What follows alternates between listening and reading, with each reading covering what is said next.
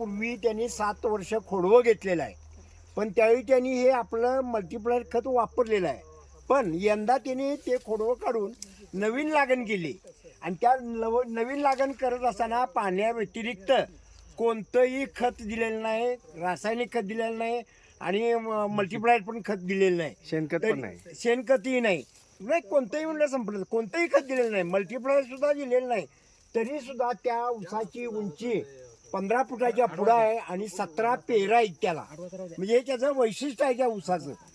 आणि उन्हाळ्यामध्ये पाणी कमी पडलं. आणि त्यांच्या भागात उन्हाळ्यात हा दुष्काळ असतोय आणि पावसाळ्यात तर पाऊस नसतोच, पण तो चुकून लागलेला पाऊस आहे त्याच्यावर एवढा त्यांचा ऊस आलेला आहे. हे त्याचं वैशिष्ट्य आहे. या वर्षी या भागात कर्नाटकाच्या ह्या सगळ्या भागात सगळ्याच भागात दुष्काळच पाऊस आहे. नव्हता. पाऊस फक्त 2 वेळा थोडा ते म्हणतात मॅडम अगदी हा, तो तुरळक झिरमट जो पाऊस पाऊस पडलेला पडला आहे. त्याच्यावर हे पीक आलेलं आहे. म्हणजे ह्याच्या अर्थ की पूर्वी मल्टीप्लायर खत जे घातलेलं आहे